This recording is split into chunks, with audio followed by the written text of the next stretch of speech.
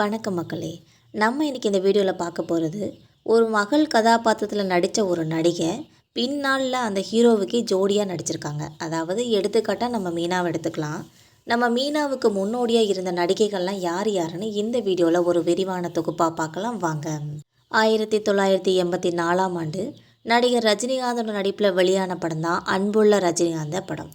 இந்த படத்தில் அவரோட குழந்தை நட்சத்திரமாக நடிச்சிருப்பாங்க நடிகை மீனா அவர்கள். பின்னாளில் அதே நடிகர் ரஜினிகாந்தோட முத்து படத்தில் ஜோடியாகவும் நடிச்சிருப்பாங்க. இப்படியான சம்பவங்கள்லாம் சினிமாவில் நடக்கிறது ஒரு சகஜம்னே சொல்லலாம். அந்த வகையில் நடிகை மீனாவுக்கு முன்னோடியான ஒரு நடிகை ஒருவர் தான் நடிகருக்கு மகளாக ஒரு படத்துலையும் பின்னால் அதே நடிகருக்கு ஜோடியாகவும் ஒரு படத்தில் நடிச்சிருப்பாங்க.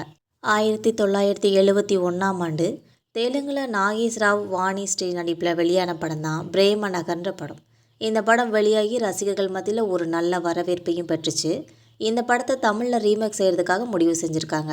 அதன்படி அடுத்த வருஷமே, அதாவது 1972ஆம் ஆண்டே நடிகர் சிவாஜி கணேசன் நடிப்பில் இந்த படம் வசந்த மாளிகை என்ற பேரில் வெளியாச்சு. தெலுங்கு படத்தோட ரீமேக்காக உருவான இந்த படம் பெரிய அளவில் ஹிட் அடிச்சுன்னே சொல்லலாம்.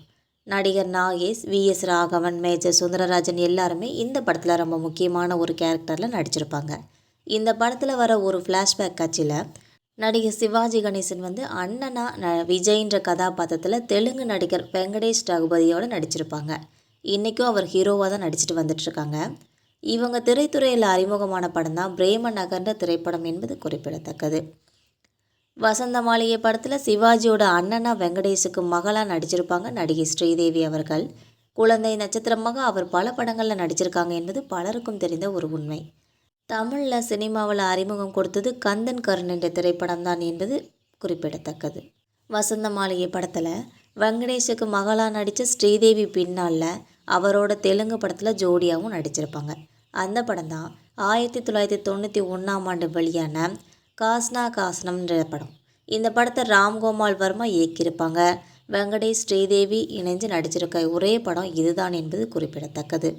வசந்த மாளிகை படத்தில் தன்னோட அப்பா கேரக்டரில் சின்ன வயசு கேரக்டரில் நடிச்சிருந்த வெங்கடேஷோட 19 ஆண்டுகளுக்கு அப்புறமா ஜோடியாக நடிச்சிருக்காங்க ஸ்ரீதேவி அவர்கள்.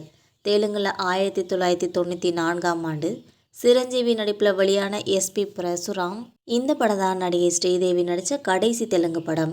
இதுக்கப்புறமா அவர் தெலுங்கில் நடிக்கவே இல்லை என்பது தான் குறிப்பிடத்தக்கது. மக்களே, நம்ம போகிற இந்த சினிமா தகவல்கள் உங்களுக்கும் பிடிச்சிருந்தா மறக்காமல் நம்ம சேனலை சப்ஸ்கிரைப் பண்ணி பெல் ஐக்கனையும் கிளிக் பண்ணி வச்சுக்கோங்க. அப்போ தான் நம்ம போகிற டெய்லி வீடியோக்கள் உங்களை உடனுக்குடன் நோட்டிஃபிகேஷனாக வந்து சேரும். தேங்க்யூ.